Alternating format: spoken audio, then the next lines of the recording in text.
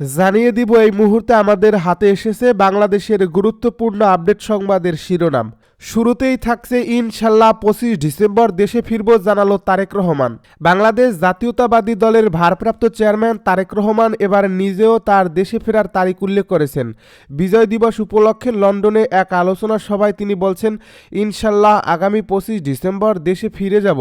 আপনাদের সঙ্গে দীর্ঘ প্রায় ১৮ বছর কাজ করেছি। এবারে জানিয়ে দিব হাদিকে হত্যা চেষ্টা, এবার ফয়সালের বাবা মাও গ্রেপ্তার। এদিকে হাদির সর্বশেষ পরিস্থিতি নিয়ে যা জানা গেল। আরও জানাবো ইসলামের নামে দেশকে বিভাজন করা যাবে না বলছে নাহিদ। ইসলামের নামে দেশকে বিভাজন করা যাবে না বলে মন্তব্য করেছেন জাতীয় নাগরিক পার্টির আহ্বায়ক মোহাম্মদ নাহিদ ইসলাম।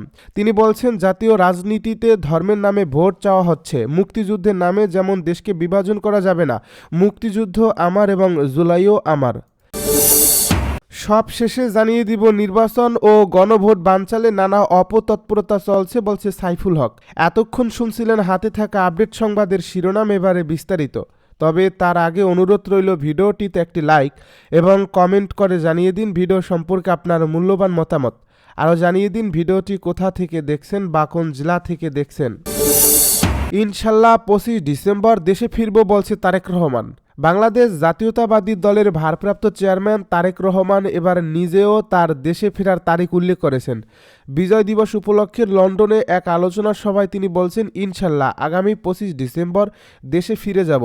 আপনাদের সঙ্গে দীর্ঘ প্রায় ১৮ বছর কাজ করেছি। একই সঙ্গে দেশে ফেরার সময় লন্ডনের বিমানবন্দরে কোনো ধরনের হট্টগোল সৃষ্টি না করার অনুরোধ জানান। কেউ বিমানবন্দরে না যান এমন অনুরোধ জানান তিনি।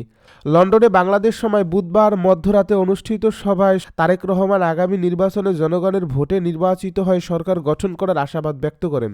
তিনি বলেন, ২ মাস পর দেশে বহুল প্রত্যাশিত জাতীয় নির্বাচন অনুষ্ঠিত হতে যাচ্ছে। একটি দায়িত্বশীল রাজনৈতিক দল হিসেবে মানুষের মাঝে সচেতনতা সৃষ্টি করা যেমন বিএনপির দায়িত্ব, তেমনি দেশের মানুষের সামনে একটি সুস্পষ্ট পরিকল্পনা তুলে ধরাও আমাদের গুরুত্বপূর্ণ দায়িত্ব। তারেক রহমান বলেন, আমি কোনো স্বপ্নের মধ্যে নেই, আমি আছি পরিকল্পনার মধ্যে। তিনি বলেন, খাদের কিনারা থেকে শহীদ রাষ্ট্রপতি জিয়াউর রহমান ও বেগম খালেদা জিয়া দেশকে উদ্ধার করেছিলেন। বিএনপি দৃঢ়ভাবে বিশ্বাস করে আগামী নির্বাচনে দেশের মানুষের সমর্থনে সরকার গঠন করতে সক্ষম হবে দলটি। তবে সামনে পথ অত্যন্ত কঠিন বলেও মন্তব্য করেন তিনি। তারেক রহমান বলেন, সামনের পথ অসম্ভব কঠিন, কঠিন পথ পাড়ি দিতে হবে। অনেকে সুন্দর কথা সুন্দর বলতে পারবেন, কিন্তু আমাদের পরিকল্পনা গ্রহণ করতে হবে যদি কঠিন পথ পাড়ি দিতে চাই। কয়েকটি পরিকল্পনার কথা তুলে ধরার জন্য এ সময় তিনি উপস্থিতির উদ্দেশ্যে বলেন, আমি কি কিছু সময় পাব? উপস্থিতি অনেকে সারা রাত বললে তারেক রহমান যোগ করেন, সারা রাত পারবো না ভাই, সকালে কাম আছে। এরপর তারেক রহমান ৩১ দফার বিষয়ে আলোচনা শুরু করেন। নির্বাচনী পরিকল্পনার অংশ হিসেবে ফ্যামিলি কার্ড নিয়ে কথা বলেন। তারেক রহমান বলেন, দেশের অসচ্ছল পরিবারের জন্য মাইক্রোচিপ সংযুক্ত ফ্যামিলি কার্ড চালু করা হবে, যা পরিবারের গৃহকর্ত্রীর হাতে দেওয়া হবে। কৃষকদের জন্য কৃষক কার্ড প্রদান করা হবে। শিক্ষকদের জন্য প্রশিক্ষণের ব্যবস্থা করা হবে এবং ভবিষ্যতে মেধাবী শিক্ষার্থীদের শিক্ষক হিসেবে নিয়োগ দেওয়ার পরিকল্পনার কথাও জানান তিনি। এক পর্যায়ে তারেক রহমান তার পেছনে দাঁড়ানো নেতাদের সরে যেতে অনুরোধ করেন। এরপর আলোচনা চালিয়ে যাবেন কিনা জানতে চান। শ্রোতাদের সম্মতি পেয়ে আবারও পরিবার কার্ড ও কৃষক কার্ড নিয়ে কথা বলেন। তিনি শিক্ষার্থীদের জন্য সহ শিক্ষিকা কার্যক্রম, খেলাধুলা ও সাংস্কৃতিক কর্মকাণ্ডে সরকার গঠন করলে কী ধরনের উদ্যোগ নেওয়া হবে সে বিষয়ে পরিকল্পনার কথা তুলে ধরেন। নতুন করে ২০ টেলিভিশন অনুষ্ঠান সাজানো হবে এবং সেখানে খেলাধুলাকে যুক্ত করা হবে বলেও জানান তিনি। হাদিকে হত্যা চেষ্টায় এবার ফয়সালের মা বাবাও গ্রেপ্তার। ঢাকা ৮ আসনের সংসদ সদস্য প্রার্থী ও ইনকিলাব মঞ্চের মুখপাত্র শরীফ ওসমান হাদিকে ঘটনায় প্রধান আসামি ফয়সাল করিম মাসুদের বাবা ও মাকে গ্রেপ্তার করছে র্যাব। তারা হলেন মোহাম্মদ হুমায়ুন কবির ও মোসা হাসি বেগম। মঙ্গলবার রাতে জাগো নিউজকে বিষয়টি নিশ্চিত করেছেন র্যাবের লিগ্যাল অ্যান্ড মিডিয়া উইংয়ের পরিচালক wing commander MZM Intekhab Chowdhury. তিনি জানান, গ্রেপ্তার ফয়সালের মা বাবাকে জিজ্ঞাসাবাদ চলছে। জিজ্ঞাসাবাদ শেষে থানা পুলিশের কাছে হস্তান্তর করা হবে। এর আগে ফয়সালের স্ত্রী বান্ধবী শ্যালক হামলায় ব্যবহৃত মোটরসাইকেলের মালিক সন্দেহে একজন সহযোগী কবির ও তাকে পাচারের সহায়তার অভিযোগে সীমান্ত থেকে 2 জনকে গ্রেপ্তার করা হয়। হাদিকে গুলি করে হত্যা হত্যাচেষ্টার ঘটনায় পরিবারের সম্মতি নিয়ে রোববার রাতে পল্টন থানায় হত্যাচেষ্টা মামলাটি করেন ইনকিলাব মঞ্চের সদস্য সচিব আবদুল্লাহ আল জাবের। গত 12 ডিসেম্বর গণসংযোগের জন্য বিজয়নগর এলাকায় গিয়ে ওসমান হাদি হামলার শিকার হন। চলন্ত রিকশায় থাকা হাদিকে গুলি করে চলন্ত মোটরসাইকেলের পেছনে বসে থাকা আততীয় ওই গুলিটি লাগে হাদির মাথায়। গুরুতর আহত হাদিকে দ্রুত ঢাকা মেডিকেল কলেজ হাসপাতালে নিয়ে অস্ত্রোপচার করার পর রাতেই ঢাকা এভারকেয়ার হাসপাতালে ভর্তি করা হয়। হাদির সর্বশেষ পরিস্থিতি নিয়ে যা জানা গেল। ঢাকা ৮ আসনের সম্ভাব্য স্বতন্ত্র প্রার্থী ও ইনকিলাব মঞ্চের মুখপাত্র শরীফ ওসমান হাদি সিঙ্গাপুর জেনারেল হাসপাতালে চিকিৎসাধীন রয়েছেন। তার প্রাথমিক প্রয়োজনীয় সব পরীক্ষা নিরীক্ষা সম্পন্ন হয়েছে। চিকিৎসকরা জানিয়েছেন তার শারীরিক অবস্থায় সাময়িক অবনতি দেখা গেলেও বর্তমানে তা স্থিতিশীল অবস্থায় রয়েছে। মঙ্গলবার সিঙ্গাপুর থেকে গণমাধ্যমে এ তথ্য নিশ্চিত করেন তার ভাই ওমর বিন হাদি। হাদির পরবর্তী চিকিৎসা প্রসঙ্গে তার ভাই বলেন, হাদির আরেকটি অপারেশনের প্রয়োজন রয়েছে, তবে বর্তমানে সেই অস্ত্রোপচারের উপযোগী শারীরিক অবস্থা তৈরি হয়নি। এর আগে সোমবার বাংলাদেশ সময় বিকেল 5টা 50 হাদিকে বহনকারী এয়ার অ্যাম্বুলেন্স সিঙ্গাপুরের সেলেতার বিমানবন্দরে অবতরণ করে। সেখানে থেকে তাকে সরাসরি সিঙ্গাপুর জেনারেল হাসপাতালে নিয়ে যাওয়া হয়। আগেই প্রয়োজনীয় সব প্রস্তুতি সম্পন্ন থাকায় হাসপাতালে পৌঁছানোর পরপরই তাকে ভর্তি করে পূর্ণাঙ্গ পরীক্ষা নিরীক্ষা শুরু করা হয়। এ সময় ওসমান হাদির সঙ্গে সিঙ্গাপুর ইসলামের নামে দেশকে বিভাজন করা যাবে না বলছে নাহিদ। ইসলামের নামে দেশকে বিভাজন করা যাবে না বলে মন্তব্য করেছেন জাতীয় নাগরিক পার্টির আহ্বায়ক মোহাম্মদ নাহিদ ইসলাম। তিনি বলছেন, জাতীয় রাজনীতিতে ধর্মের নামে ভোট চাওয়া হচ্ছে।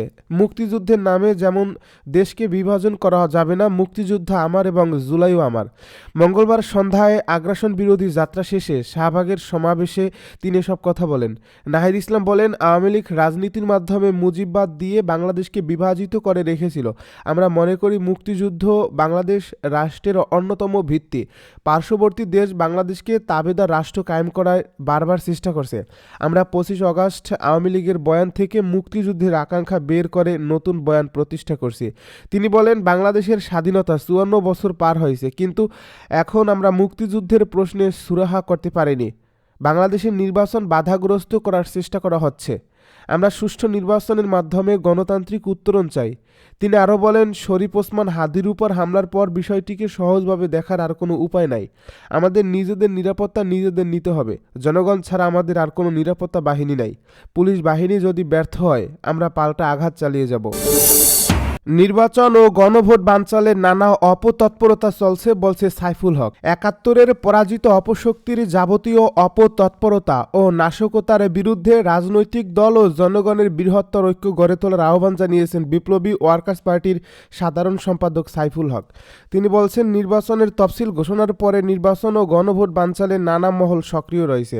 আগামী জাতীয় নির্বাচন ও গণভোট কোনোভাবেই ঝুঁকিতে নিপাতিত করা যাবে না।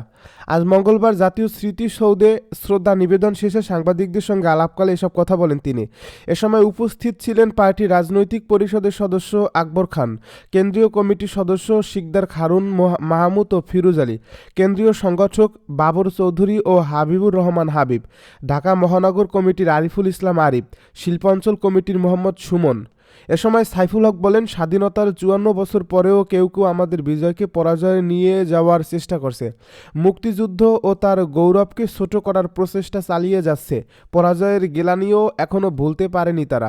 অন্যদিকে গত 54 বছরে বাংলাদেশকে মুক্তিযুদ্ধের ঘোষণার বিপরীতে নিয়ে যাওয়া হয়েছে। এ কারণেই দেশের জনগণকে গণ অভ্যুত্থানে সামিল হতে হয়েছে। বিপ্লবী ওয়ার্কার্স পার্টির সাধারণ সম্পাদক বলেন, 24-এর গণ অভ্যুত্থানের মধ্য দিয়ে যাদের আমরা ক্ষমতায় বসিয়েছি, বাস্তবে তারাও মুক্তিযুদ্ধ ও গণ অভ্যুত্থানের চেতনাকে ধারণ করতে পারেনি, বিপুল জনপ্রত্যাশা বাস্তবায়ন করতে পারেনি।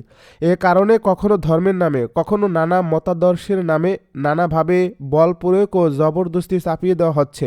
আমাদের বহুত্ববাদী সহিষ্ণু সমাজে হিংসা ঘৃণা ছড়িয়ে দেওয়া হচ্ছে। তিনি বলেন, জনগণের ঐক্যের পরিবর্তে বিভক্তি ও বিভাজন বাড়িয়ে তোলা হচ্ছে। কিন্তু স্বাধীন বাংলাদেশ অতীতে কোনো চরমপন্থা গ্রহণ করেনি, ভবিষ্যতেও গ্রহণ করবে না। স্বাধীনতা বিরোধী সব অপশক্তির বিরুদ্ধে ঐক্যবদ্ধ থাকার জন্য দেশবাসীর প্রতি আহ্বান জানান তিনি।